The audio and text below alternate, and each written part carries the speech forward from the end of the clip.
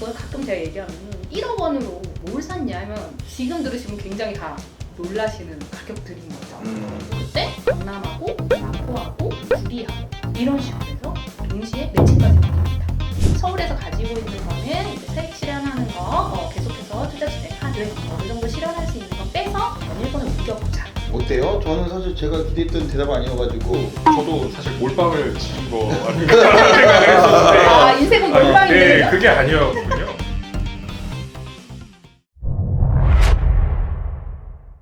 안녕하십니까, 동단영입니다. 인사 같이 이렇게 하는 건가요? 안녕하십니까. 잘 지내셨어요? 아, 예, 덕분에 잘 지냈습니다. 좀 바로 이 영상에 많이 출연해 주실 줄 알았는데 좀 바쁘신가 봐요. 제가 일이 많아서. 좋은 대표님 밑에서 일하고 계신다고. 좋은 대표님. 미래가 밝은 동산이 형, 앞으로 구독, 좋아요 많이 부탁드립니다. 일 잘한다니까. 안녕하십니까. 오늘 여러분들 정말 재미있는 얘기 준비했어요. 요즘 꼭 관심 가져야 되는 얘기를 준비했으니까 끝까지 이 영상 시청해 주시길 부탁드리겠습니다. 부동산 말이죠. 큰일 났습니다. 원베일리 리버파크 50억씩 하고 있어요. 30평대 아파트가 50억이에요. 혹시 이거 생각해 보신 적 있으세요? 50억이면 말이죠. 25억 정도 반절은 대출 받아야 정상적이지 않겠습니까? 25억 대출 받아서 대출 이자를 5%만 잡아도 1억 2,500 된다고 치고 이거 뭐 과연 정상적인 걸까요? 저는 사실 걱정됩니다. 이게 물론 이 집값이 오르는 거에 대한 이견을 갖고 있진 않지만 이게 좀 때에 맞는 그 시세를 가격을 가져야 되는데 불안하다 이거죠. 아파트 너무 고점입니다. 우리나라 탈출해 봅시다. 저는 해외 투자에 대해서 그래서 생각을 많이 해봤었어요. 네. 우리나라 말고 다른 어떤 투자를 부동산을 통해서 한다면 좀 안전하지 않을까? 이런 생각을 엄청 많이 하고 공부를 해야 되는데 공부 못했는데 대단한 분이 오셨습니다. 오늘 이 자리에 참 이렇게 저보다 한참 젊으신 분이 어쩜 이렇게 멋지게 사는지 모르겠어요. 공부를 한 것으로 끝나는 게 아니고 돈을 갖고 튀어라. 우리나라에서 번 돈을 가지고 저 현해탄을 건너가지고 일본까지 가서 투자를 하고 성공하고 돌아오신 오늘 백승 작가님 오셨습니다. 반갑습니다. 안녕하십니까 작가님. 안녕하세요. 네, 저희 그 시청자님들이 오늘 너무 좋은 그 시간을 가질 수 있게 해주셔서 감사합니다. 귀한 시간 해주셔서 감사합니다. 불러주셔서 감사합니다. 네네. 반갑습니다. 오늘 이 작가님을 모시기 위해서 저희가 굉장히 좀 노력을 많이 했는데 우리 PD님 또 저희 작가님 또 우리 박 과장님까지 백승 작가님의 어떤 글 책을 너무 좋아해가지고 정말 그 앉은 자리에서 딴 데 떠나지 않고 일을 안 하고 계속 그것만 봐놓고 오늘 아까 하루 종일 일했다고 거짓말 하더라고요. 참. 다 보셨습니까? 어땠어요? 오늘 한번 작가님 만나면 진짜 너무 물어볼 게 많다고 질문하고 싶은 거 마음껏 하셔서 저희 시청자님들께 좀 도움 주십시오. 네. 얼마 전에 일본 갔다 오셨다고. 네, 제가 최근에 오사카를 다녀왔거든요. 근데 제가 일본 여행은 처음이었는데 그 오사카가 딱 이렇게 봤을 때 우리나라하고 되게 비슷하더라고요. 근데 이제 한 가지 제가 좀 차이가 났던 거는 거기는 건물이 약간 간격이 좀 좁고 우리나라는 조금 그래도 간격이 있고 좀 빽빽하게 올라선 건물들을 보면서 와, 비슷한데 조금 다르네 이런 느낌도 받았고요. 두 번째로는 저도 이제 부동산에 관심이 있다 보니까 일본 부동산은 어떻게 사야 될까라는 생각을 해봤었거든요. 근데 마침 또 이제 작가님께서 나온다 그러셔가지고 제가 앉은 자리에서 책을 막 읽었었습니다. 정말 네. 일 안 하면서 말이야. 그래서 이분을 만나면 난 뭐가 궁금하다 생각한 거 있나요? 그래서 사실 제가 생각했던 게 저도 지금 박봉의 월급쟁이잖아요. 그래서 딱 이렇게 책에서 봤을 때 똑같이 박봉의 월급쟁이인데 그 남편분하고 이제 같이 차곡차곡 모아가지고 모은 목돈까지 다 합쳐서 부동산을 매수하셨다고 그렇게 이야기가 나와 있더라고요. 네. 혹시 하시게 된 계기가 어떻게 되셨는지가 좀 궁금합니다. 제가 2014년이었던 것 같습니다. 처음 부동산 투자를 시작했던 게 11년 정도 됐으니까요. 그때 정말 말씀하신 대로 제가 박봉의 월급쟁이라고 해서 뭔가 되게 오버하는 것 같지만 정말 제가 서점 직원이었거든요. 오. 예, 근데 출판업 쪽이 아시다시피 굉장히 박봉이 맞습니다. 요즘에도 3천, 그러니까 초봉 3천이 안 되는 데가 허다하다고 할 정도로 열악한 그런 상황인데 사실 뭐 사양산업 뭐 이런 말을 하기도 하죠. 그죠. 옛날에는 그게 엄청 잘 되는 사업이었는데. 예전에는 무슨 뭐 100만 부 팔렸다. 막 이래 지금 10,000부 팔려도 막 베스트 막 이런단 말이에요. 어쨌든 그런 시장에서 살다가 근데 제가 약간 덕후거든요. 책 덕후.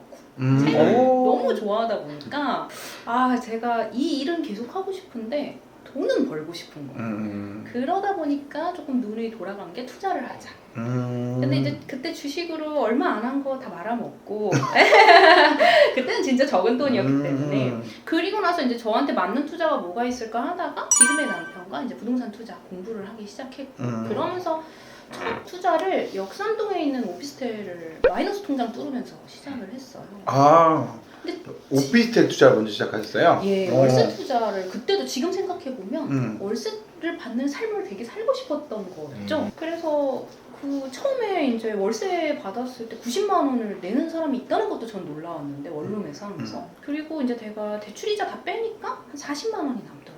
그래서 그때 조금 자본소득을 깨닫고 아, 이 40만 원을 400만 원으로 만들면 제가 책 덕후의 삶을 살면서 잘 살 수 있지 않을까 이런 생각을 하면서 시작하게 된 투자였고요. 근데 당연히 뭐 바로 40만 원이 400만 원 되려면 어쨌든 산술적으로 보면 10배가 필요하잖아요. 간단히 얘기하면.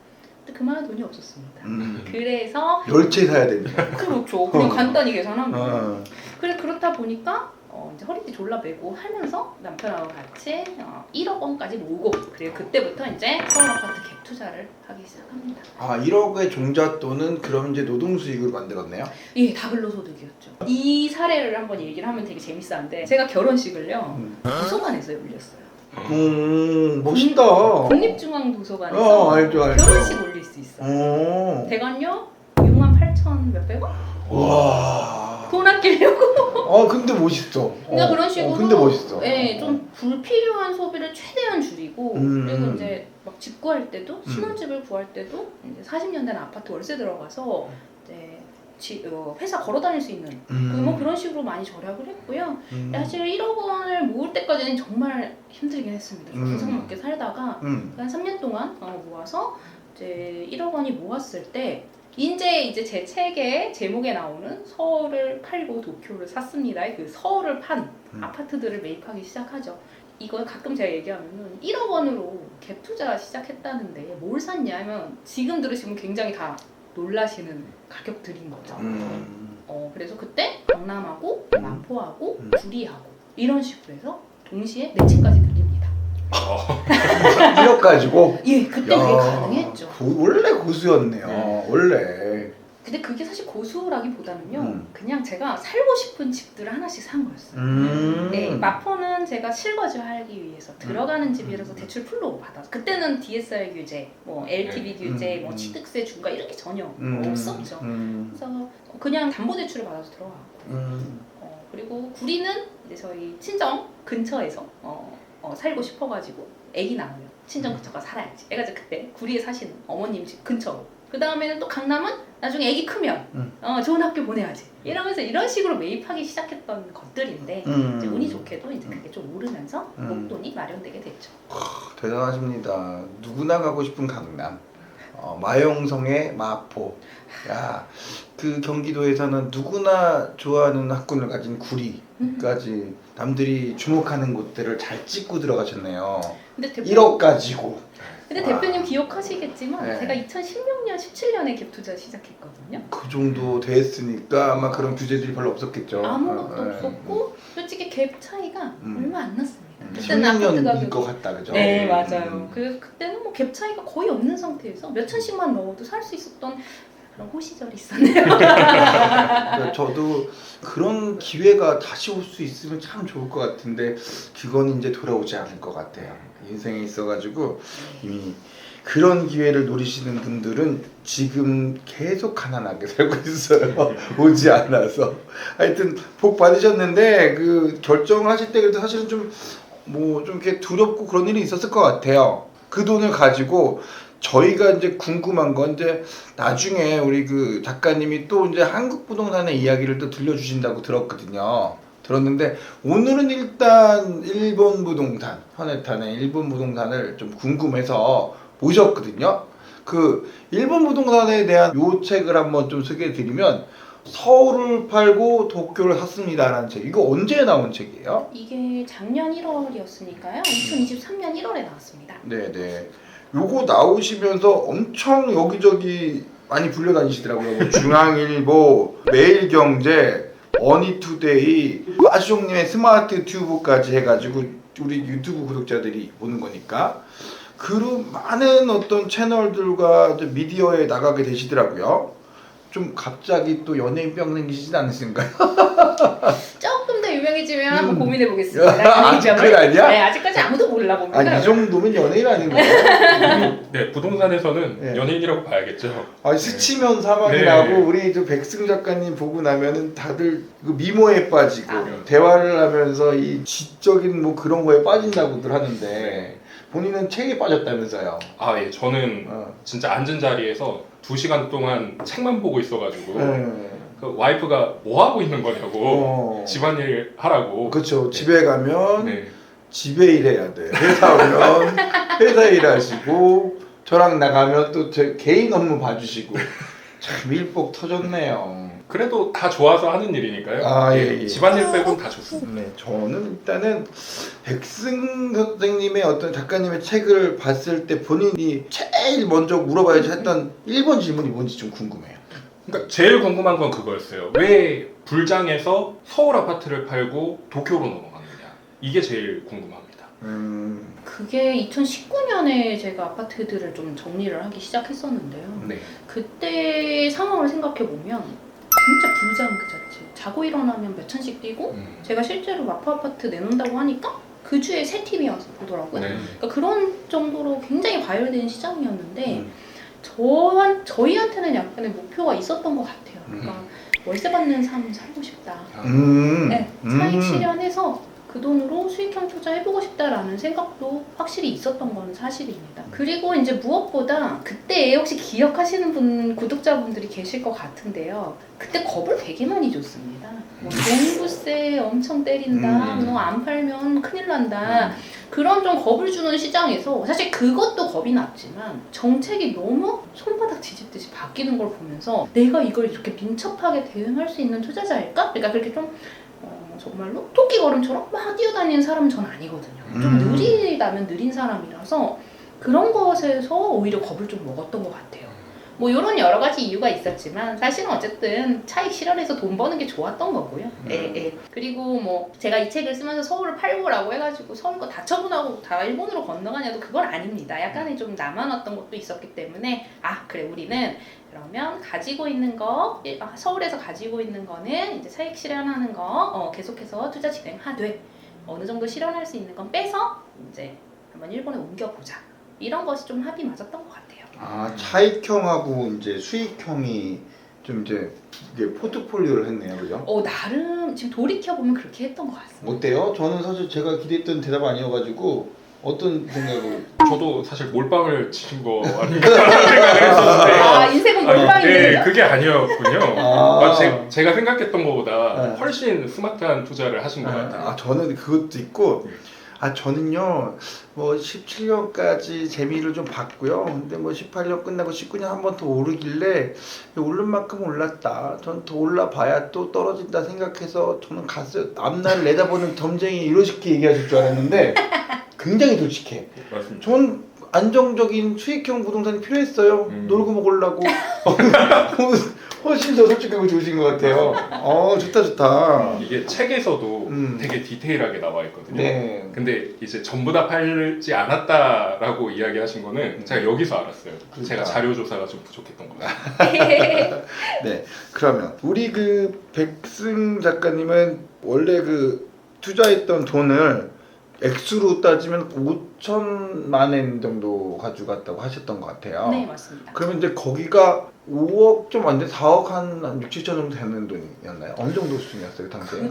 그때 지금은 굉장히 엔저라서 그렇죠? 음. 그 차이가 원으로 따지면 좀 차이가 많이 나는데 그 지금 따지면 그 정도 되죠. 네, 그 당시에는 한 1,050원에서 100원 가까이 했었습니다. 음. 그렇기 때문에 한 5억 5천에서 6억 가까이 되는 돈이 될 수도 있었던 돈인데요. 그때 또 엄청 또 등락이 심했어요. 그래서 한 그 정도라고 봐주시면 돼요. 아, 그럼 많이 가져 넘어갔네요. 지금 가격하고 좀 한탄한 것보다는 좀 더 가져 넘어갔네, 그죠? 그렇죠. 그거를 만약에 안 가지고 갔으면 서울에 지금 투자했다고 친다면 5억이라고 하면 10억 정도 된 아파트를 살 수 있었을 거라고 생각이 드는데 네. 그때는 이제 그때부터는 아마 19년도부터가 이제 5대5 비율이 잡혔을 거예요. 네. 매매 가격 대비 전세 가율이 5대5 비율이 그때 잡혔을 때고 아마 17, 16 그때만 해도 갭이 굉장히 줄어들 때니까 더 좀 투자 수익률이 좋을 때였는데 따지면 10억짜리 비율이니까 지금 한 13억, 14억 된 아파트들이 제가 볼 때 그때 당시 한 10억이었을 거예요. 네. 정고점으로 가면 15억까지 갔다 떨어진 애들 있지. 그러니까 걔네들이 지금 13억이니까 3억 정도를 벌었다고 치면 5억 넣고 3억 먹었으면 60% 수익률을 난 거거든요. 네. 60%. 지금 일본 가서 그거보다 좋았다고 생각하십니까? 물론 이제 새 전이긴 하지만. 그러니까 모두 세전으로 그럼 얘기를 해볼까요? 저한테도 굉장히 민감할 수밖에 없어요. 투자는 당연히 수익률로 얘기하는 게 투자자잖아요. 네. 그래서 이게 사실 2022년 막 부르장 계속 올라갈 때는 되게 슬펐죠. 왜냐면 제 건물은 그냥 월세를 계속 따박따박 갖다 주긴 했지만 시세 차익으로 보면 비교할 수 없을 정도였고 그리고 뭐 정권이 좀 바뀌면서 뭐 이런 세금 제도나 이런 것도 좀 유해질 것 같았고 약간 그런 상황이었기 때문에 그때 좀 마음이 아팠거든요. 근데 지금 제가 이렇게 뭐 제가 말해드릴까요? 이렇게 했던 거는 제가 사실 이 책에 이제 등장했던 첫 번째 건물을 매각을 하고 좀 좋은 차익을 좀 거두고 그다음에 두 번째 건물을 다시 매입을 했거든요. 갈아타기라고 해야 될까요? 그럼으로써 이제 제가 세전으로 봤을 때 한국에서 제가 그 당시에도 보러 다녔거든요. 그때는 이제 재건축 좀 하고 그런 거 좀 찾아보고 싶어서 재건축 아파트 막 찾아보고 했는데 세전으로 본다면 이제 다행히도 일본에서 돈을 더 벌었습니다. 네. 브라보. 야, 도전하는 사람 아름답다. 예. 근데 이게 너무 결과론적인 얘기라서 2022년에는 저도 울고 있었습니다. 그때 떨어졌으니까 다시 가격이. 근데 그렇다고 뭐 또 즐겁지도 않은 게 아까 얘기했듯이 또 제가 서울에 또 냅뒀지 않았습니까? 네. 약간 마음이 같이 나빴네요. 술렁술렁합니다. 근데 저는 방금 막 생각이 난 게 지금 수익률로 말씀드릴까요? 이렇게 말씀하셨잖아요. 근데 그때 당시에 1,050원에서 1,100원이었던 엔화가 800원대까지 떨어졌잖아요. 그런데도 수익률이 여기서보다 나았다라고 말씀하신 걸 듣고 저는 되게 깜짝 놀랐거든요. 뒤에서 이게 말씀해 주시는 게 맞는 것 같긴 한데 이게 궁금해서 먼저 좀 여쭙고 싶어요. 그렇게 된다 그러면 제가 생각했을 때는 생각 이상으로 더 수익률이 높았다라는 거거든요. 그러니까 환율이라는 게 저도 사실 환율 리스크가 이렇게 심할지는 저도 예상 못했어요. 그래서 엔저가 옴으로써 제 실투자금으로만 본다면 거의 10% 가까이 되는 손실이 난 것이었는데 근데 이게 참 아이러니한 게 일본의 부동산은 지금 2014년부터 꺾인 적이 없습니다. 지금 전 세계 우리나라가 약간 하락장이나 뭐 침체기 왔을 때 잠깐 꺾였을 때 전 세계가 좀 그런 트렌드였는데 일본은 계속해서 치고 올라갔거든요. 그 이유는 오히려 엔저 때문이었던 거죠. 그러니까 참 아이러니하죠. 그래서 엔저가 이제 해외 투자자들의 그런 러브콜을 좀 받게 되고 그래서 일본 부동산이 같이 오르는. 그러니까 오히려 오른 가격이 엔저의 그 손실보다 훨씬 더 커졌던 거죠. 그리고 뭐 지금도 현재 진행형이고 근데 최근에 일본도 드디어 안 되겠다 싶어서 0.25로 기준금리를 올리지 않았습니까? 네, 맞습니다. 그때 한번 조금 흔들리면서 뭐 주식도 흔들리고 뭐 엔도 뭐 그들의 입장에서는 엔고 절대 아니지만 900원 한 930원 정도까지 올라가면서 좀 되게 변화가 지금 잦은 상황인데 그래도 저는 지금도 엔저라고 보고요. 그리고 일본 부동산은 지금도 그 엔저의 물살을 따라서 계속해서 좀 오르고 있는 상황입니다. 그렇다면 제가 또 궁금한 게 책에서도 지금이 기회다라고 하셔서 들어가신 거였잖아요.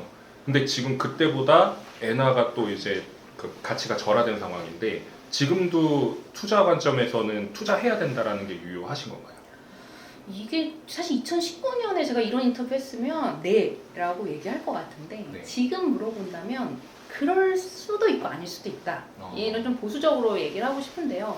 이제 그럴 수도 있다라는 거는 좀 어떻게 보면 개인마다 좀 상황이 다른 것 같아요. 그러니까 저한테 유료 상담 오시는 분들 중에서 가끔 한국 부동산 투자 한 번도 안 해보고 여태까지 자신이 모은 종잣돈을 가지고 일본에 몰빵 투자를 하시겠다고 하시는 거예요. 제 수익률을 듣고서. 근데 그런 분들은 저는 상담 돌려보냅니다. 안 받습니다. 네, 그건 말이 안 되는 얘기거든요. 그분들은 청약 도전하시고, 네, 그것이 더 맞는 투자잖아요. 그들 수익률의 입장에서도. 하지만 제가 가지고 있는 자산의 일부를 좀 포트폴리오로 좀 나누고 싶다. 아까 대표님께서 말씀하셨듯이 약간 다른 원화가 아닌 다른 통화에 조금 S파킹 하는 느낌으로 가져가다 놓고 싶다. 이런 분들한테는 저는 정말로 추천하는 부동산이기도 합니다. 근데 이제 수익률만 보고 봤을 때는 지금 일본 부동산이 많이 올랐다고는 하지만 그래도 저금리를 좀 이용할 수 있고요. 지금도 7월 말에 대출 실행하신 고객님이 한 분 계셨는데 그분이 2.2%에 실행하셨거든요. 역시 그렇기 때문에 아직까지는 그 레버리지 효과를 볼 수 있는 투자처임이 확실하고, 그리고 엔저가 계속된다고 일단 가정을 한다면 만약에 그러면 앞으로도 부동산 가격이 아직까지는 좀 브레이크 걸릴 게 없다라고 저는 보기 때문에 또 그런 분들한테는 또 유리한 투자가 될 수도 있겠죠. 방금 이제 엔저가 지속되면이라고 말씀을 해주셨는데 만약에 엔화가 오르면 이게 지금 엔화 오르는 게 금리를 인상해가지고 올라간 거잖아요, 일시적으로. 그러면 어쨌든 그때 당시에 1,050원에서 1,100원대 투자를 하셨는데 수익을 내셨고 지금 같은 경우에는 800원대에서 900원대까지 올라간 상황이었는데 지금 반반이다라고 말씀을 해주신 게 결국에는 일단 뭐 에셋 파킹을 위한 투자면은 적당하다고 생각을 하는데 몰빵 투자를 하면은 절대 안 된다라고 이렇게 말씀을 해주셨잖아요. 제 생각에 제가 좀 이제 그 젊다 보니까 MZ 세대들 같은 경우에는 항상 몰빵 투자를 좀 해서 좀 이제 한 번의 차익 실현을 원하는 그런 것들이 좀 성향이 강하거든요. 저 역시도 그러면 안 마찬가지고. 돼. 그러면 다른 인생 주제로. 가는 거야. 네, 그냥 한 뭐 1억 투자해가지고 뭐 한 3억 벌고 싶다 이런 마인드거든요. 그래서 결혼을 해야 되는 거야. 여자분들이 있으면 안 그러니까. 그래서 이게 저도 이제 책을 보면서 네네. 약간 그런 생각이 들었어요. 이렇게 저리면 무조건 해야 되는 거 아닌가 라는 생각을 했는데 또 이제 반반이라고 하셔서 조금 이게 이게 신중해야 되는구나 라는 생각을 해보게 되네요. 확실히 이제 경험이 있으시다 보니까 네.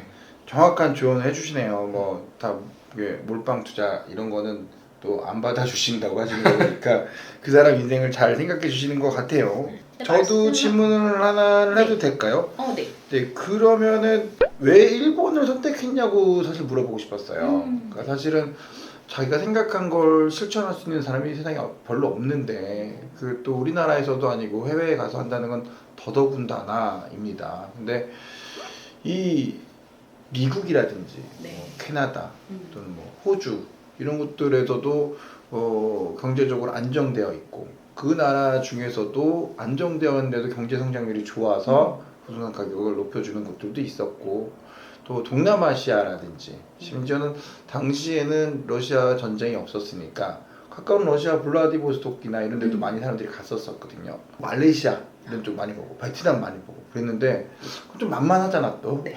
우리가 볼 때도. 근데 거긴 또 뭐랄까 우리보다 경제 약소국이다 보니까 성장률도 빠르고 투자하기도 좀 편하고 그런데도 만만치 않은 일본을 선택해야 했던 본인의 이유가 사실 좀 궁금했어요. 일단은 저도 맨 처음에 이 종잣돈 5억 원이라는 돈을 가지고 어떻게 할까 고민하고 해외 부동산은 어떨까라고 생각했을 때 제일 먼저 찾아간 곳은 미국 부동산이었어요. 네, 당연히 달러 표시된 자산을 갖고 싶잖아요, 투자자라면. 근데 미국 부동산은 저한테 안 맞았던 거예요. 너무 멀다는 거. 저는 그건 되게 크리티컬하다고 생각했어요. 딱 마음이 딱 꽂히네. 네, 그러네요. 이게 어쨌든 그 부동산이라는 거는 제가 조금 미련하고 느리다고 했잖아요. 가서 걸어보고 한국인 특성 가서 걸어보고 찾아보고 거기 안에 동네 사람들 어떤지 주인은 어떤 사람인지 임차인은 누군지 보고 싶은데 내 눈으로. 근데 미국 가서 그걸 본다는 거는 정말 큰 맘 먹고 가야 되잖아요. 그래서 그래서 그게 어려웠고, 그리고 2019년 그 당시 혹시 기억하실지 모르겠는데 그때 일본 저가항공이 엄청 많아가지고 왕복하는데 막 15만 원, 20만 원 이랬습니다. 그러니까 그냥 뭐 부산 가는 심정으로 그냥 주말에도 떠날 수 있으니까 부동산을 검토할 때 그런 부담이 없었던 것도 사실이었고요. 그리고 말레이시아, 베트남, 뭐 동남아시아 국가들 얘기를 해주셨는데 그때도 왜 베트남 되게 많이 원장 부장 가셨잖아요. 실제로도 수익 되게 많이 보신 분들 많은 걸로 알고 있거든요. 근데 저도 그때들 좀 알아볼 때 제일 저한테 무서웠던 건 그 땅의 소유권을 인정해주지 않는 거. 대여 형식이지 않습니까? 50년 대여를 하고 한 번 연장해서 99년까지 뭐 이용할 수 있는데 그건 또 싫더라고요. 맞아요. 내 거 하고 싶은 거예요. 그래서 나는 소유자 백승 하고 싶은데 거기에 뭐 핑크북도 안 준다 그러고 그냥 빌려서 쓰는 거? 물론 돈만 봤을 때, 투자 수익률만 봤을 때는 거기가 훨씬 유리했을 수도 있겠지만 저는 또 그것은 싫었습니다. 근데 이 두 가지를 모두 좀 어떻게 보면은 조합해 놓은 게 일본이라고 판단을 했던 건 가까우면서 자주 갈 수 있고, 그리고 아까 전에 과장님이 말씀해 주셨는데 이 책을 보고 그리고 뭐 오사카를 가보니 굉장히 서울하고 비슷하더라 라는 거는 사실 한국이 어쨌든 좀 부정하고 싶은 과거지만 일본의 모든 것을 좀 따왔잖아요. 틀이지 뭐. 이 틀을 네. 그대로 베낀 틀이 그렇죠. 하나 더 생긴 거니까. 뭐 제도든 뭐 관습이든 이런 것들 다 갖고 왔다 보니까 서울 부동산 투자할 때의 시선이 도쿄 가서 적용이 되는 거예요. 그런 것들도 그러면 나 해외 부동산 투자 좀 무서운데 그래도 적어도 내가 서울에서 적용했던 이런 것들 도쿄에서 하면 망하진 않지 않을까. 약간 그런 심적인 그런 부분도 있었고, 그리고 지금도 저는 유효하다고 생각하거든요. 그래서 그런 면들이 저한테 있어서는 일본을 선택한 큰 이유였고. 저희도 사실 일반 시청자들도 저도 마찬가지고 백승 작가님 말씀처럼 딱 그 생각했어요. 그 공산주의 영향을 받은 곳들이고, 그리고 또 안 가기를 너무 잘한 건 사실 코로나 때 그 관광 산업으로 그 유지되던 그 땅값이 다 저거 했으니까 근데 너무 잘하셨네요. 사실 그러니까 그 얘기를 듣고 보니까 미국 멀고 캐나다 멀고 호주 멀고 가까이 있는데 강대국은 일본밖에 없고 안전한 투자라고 보여지는데요. 그리고 대표님이 코로나 말씀하셔가지고 한 번 더 말을 얹고 싶은 게 제가 2019년에 빌딩 이 첫 건물을 사고 한 3번째 돌아보고 오는 길에 코로나가 터진 거예요. 그래서 3년 동안 제가 제 건물에 못 가봤거든요. 그런데도 저는 아무 문제 없이 월세 받고 심지어 세입자 다시 드리기도 했습니다. 나갔다 들어오고 안에 우리나라로 치면 실내 리모델링이라고 해야겠죠? 그런 것까지 다 할 수 있었거든요. 그 이유는 대단하네. 네. 일본에서는 그 관리회사라는 시스템이 굉장히 잘 되어 있어서 어떻게 보면 아웃소싱 맡기는 거죠. 위임시키는 겁니다. 저 대신 일해줄 사람들이 일본 현지에서 대신 일을 해주는데 그것이 좀 특이한 케이스가 아니라 일본 도쿄에서 산다고 하면은 모든 임차인들은 다 관리회사를 중간에 끼고 임차를 줍니다. 이제 그런 식으로 시스템이 되어 있다는 것도 굉장히 좀 매력적이었고요. 어떻게 보면 그냥 진짜 사업을 하신 거나 다름이 없었네요. 관리 회사가 내가 일을 하지 않는 사이에 알아서 일을 다 처리를 해주고. 인적 레버리지? 예, 그렇습니다. 그래서 제 책에도 그런 얘기를 좀 써놨어요. 그래서 저는 뭐 법인의 사장이 되었다 막 이러면서 막 자랑하는 그런 글을 썼는데 말씀하신 대로 저는 이제 부동산을 바라볼 때 정말 좀 임대업의 관점에서 좀 적격한 투자라고 생각했던 거죠. 임대업을 돌아갈 수 있게 해주는 부동산으로서 일본이 되게 매력적이다 생각했던 거였어요. 지금 일본 부동산도 감가상각 자산으로 인식하고 있다고 하는데 그 말이 맞나요? 맞아요. 그러니까 이게 굉장히 재미있는 게 일본이 맞습니다. 일본이 만약에 내가 신축, 여기는 단독주택을 많이 살기 때문에 단독으로 얘기를 하면 일본인이 만약에 내가 신축 단독을 사서 문을 열면 30%가 빠진다는 얘기를 해요. 우리나라가 자동차 사면 그런 얘기 하잖아요. 차문 열면 돈 감가상각 된다고. 일본은 주택이 그랬던 거죠. 근데 이게 깨졌습니다. 근데 이제 일부만. 이 말인즉슨 대부분의 부동산은 이 말이 맞아요. 일부만, 이게 좀 되게 주의해야 될 얘기네요. 일부만. 네. 일부만 감가상각제가 아닌 투자제가 되었고. 그걸 알고 싶습니다. 유료 상담. 네네. 원하시는 분들은 유료 상담을 해주시면 됩니다. 백승 작가님 네. 따로 연락처를 드리도록 하겠습니다. 네. 그래서 일부만 그런 시장이 좀 되고 있어서 일본인들도 혼란스러운 거예요. 대표적으로 타워맨션. 지금 왠지 우리가 촬영하는 곳이 높은 고층의 아파트, 오피스텔, 뭐 레지던스 이런 느낌의 것이 일본에서는 타워맨션이라는 명칭으로 불리는데요. 그것이 지금 수익형 투자재가 아니면서 즉 그걸로는 월세 받아서 못 돌리는 구조거든요. 그러면서 계속해서 하늘을 치솟고 있는 가격. 우리나라의 완전한 아파트 시장이 되어버린 거예요. 그런데 일본인들 생각으로는 문 열면 30% 빠져야 되는데 저건 문 열니까 30%가 올랐어. 그들한테 그런 일이 지금 벌어지고 있는 거죠. 그러니까 되게 그들 입장에서도 혼란해요. 근데 정작 내가 살고 있는 제가 만약에 일본 지방에 살고 있는 일본인이라면 내 옆집은 내 뒤에 있는 건물은 살 때에 비해서 5년 전에 비해서 한 20% 빠졌다던데 저 집은 뭐지? 그러니까 이런 현상이 혼자 되고 있는 게 지금 일본 부동산이라고 보시면 돼요. 왜 올랐는지 되게 궁금한데 유료잖아요. 혹시 끝까지 시청해 주시면 답이 나갈 수도 있습니다, 여러분들. 네, 저도 똑같이 질문하고 싶어요.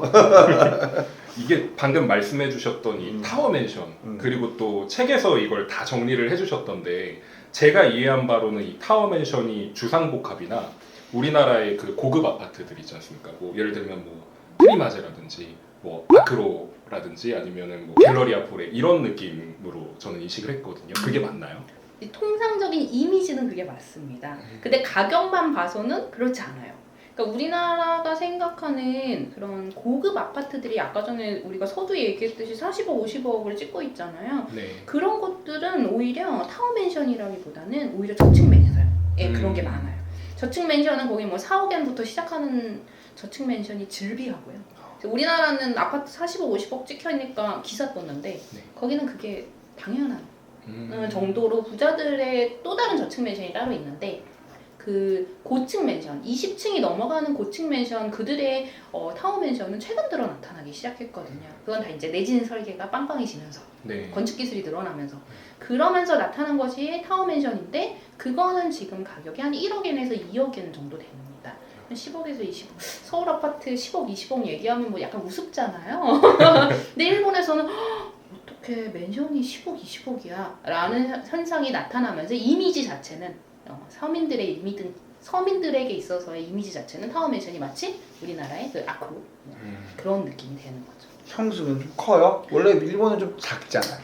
작습니다. 그게 참 웃기죠. 평당가로 하면 좀 오히려 좀 더 나갈 수도 있고. 그렇죠. 평당가로 하면 오히려 일본이 더 셀 겁니다. 일본은 또 베란다가 또 확장이 안 돼요. 그 나라는 이제 지진 때문에 모든 것이 지진 때문이라고 보시면 돼요. 그래서 확장이 안 되니까 어떻게 보면은 내부로 들어가면 더 되게 좁아 보여요. 그러니까 사실 궁금한 부분이 되게 많죠. 사실 이제 그 우리가 서울에서 주택 가격이 움직이는 패턴을 좀 보면 저희도 집값이 어떻게 될지 잘 보이거든요. 그러니까 지금은 고가 아파트들이 올랐으니까 이게 뭐 정상적으로 어쨌든 올라야 되는 건 맞는데 지금 오르는 게 좀 바람직하지 않은 정도라고 느낌을 가지고 저도 보고 있는데요. 예, 그럼 이제 뭐 이거 고가 아파트를 이제 잡으려고 정부가 노력하겠죠. 그럼 이제 중가 아파트나 저가 아파트가 이제 또 탄력을 받게 돼 있어 잡으려고 해도 그런 것처럼 일본도 고가, 중가, 저가가 있을 것 같은데 지금 일본은 지금 어느 그 가격대 아파트, 주택이 아니면 부동산이 더 지금 관심을 받고 있나요? 이거를 갭매우기 정도라고 본다면 네네. 일본에는 갭매우기 없습니다. 고가 올라간다고 중가 따라 올라가겠지라는 거는 한국인의 생각이에요. 야, 이거 뭐 죄송합니다만 본의 아니게 오늘 뭐 홍보 광고 영상도 아니고 꼭 들어야겠네요.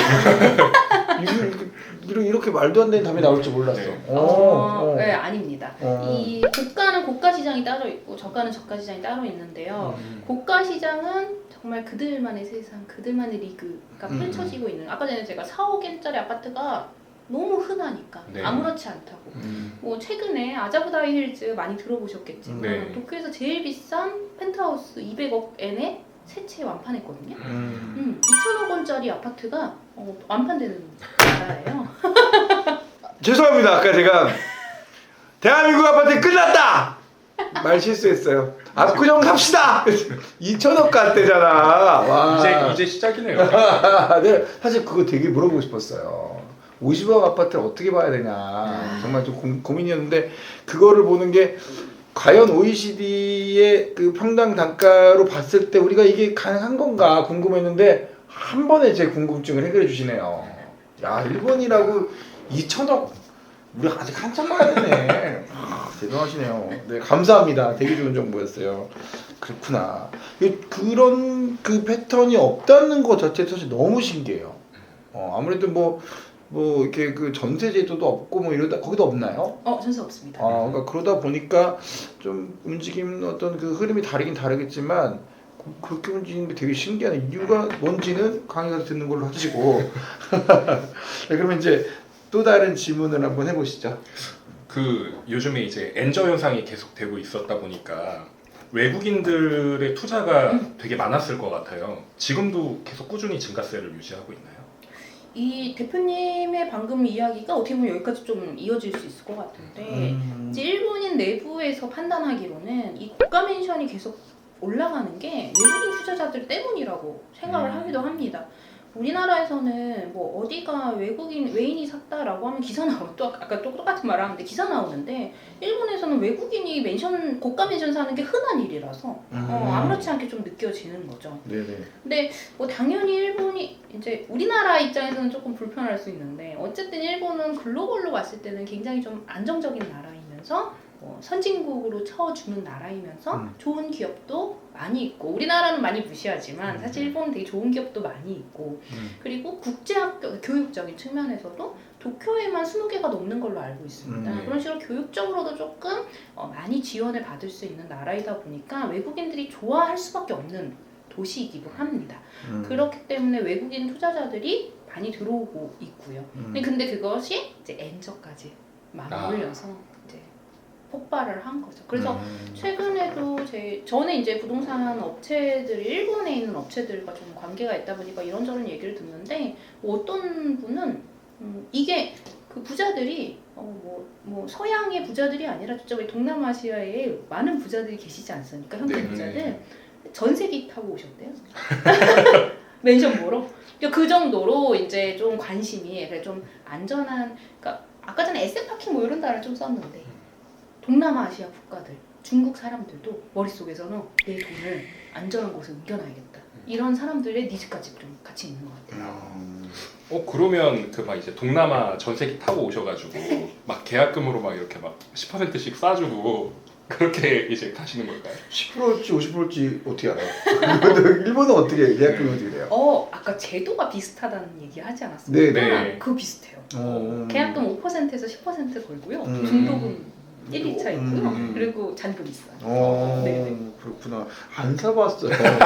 사봤어야 알지. 근데 이게 그 제가 책에서 또 이제 봤는데 이게 우리나라하고 진짜 비슷한데 약간의 차이가 있다고 들었거든요.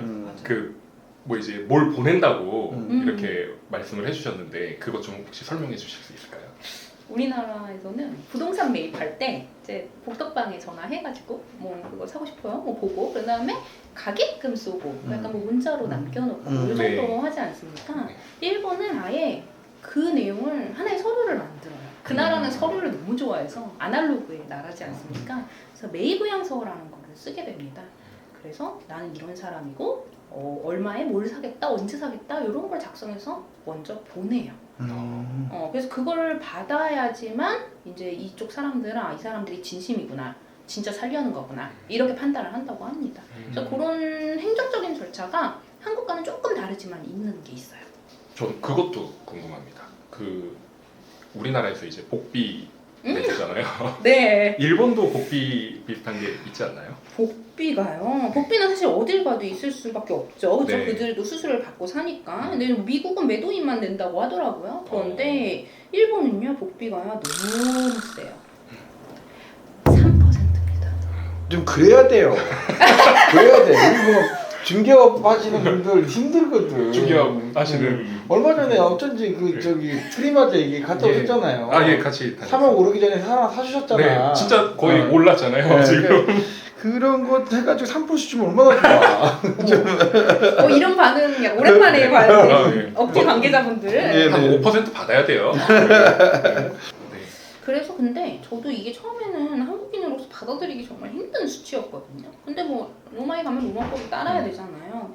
근데 그러고 나서 지금 한 이 업계에 4년 정도 있다가 보니까 많은 사람들의 이야기를 들어보면 이 3%를 지불한 사람들이 단 한 번도 이 돈이 아깝다고 한 적이 없어요. 그러니까 그 정도로 이게 완전 서비스업으로서 막 이런 말 있어요. 일본에서는 부동산업을 3대가 이어서 한다. 예, 고객들도 계속 그 부동산에 믿고 맡기고 그리고 케어를 많이 해주나 보네. 네. 맞습니다. 거의 뭐 컨설팅 수준으로 진행을 해주시기도 하면서 일본의 이런 관리사의 관계 이런 것들도 되게 중요하다 보니까 그런 것들도 뭐 연결도 해주고 중재도 해주고 이런 여러 가지 일을 좀 종합적으로 해줘서 근데 저도 제가 너무 비싸요 이렇게 얘기를 하지만 저는 제 물건 팔고 살 때도 3% 지불합니다. 네네네. 깎는 맛이 없군요. 책에서는 막 그런 이야기도 있어요. 원래 일본어를 잘 못하시니까 잘 못하시나요? 네, 잘 못합니다. 근데 이제 팝하고 팝하고? 근데 진짜 팝하고 구글 번역기 뭐 이런 거? 그런 걸로 하셨대요. 아. 통역사를 데리고 다니고요. 네. 왜냐면 중요한 얘기를 할 때는 제 실력으로는 모자랍니다. 아. 그래서 이제 통역사 데리고 다니고 웬만해서는 그냥 보통 수준입니다.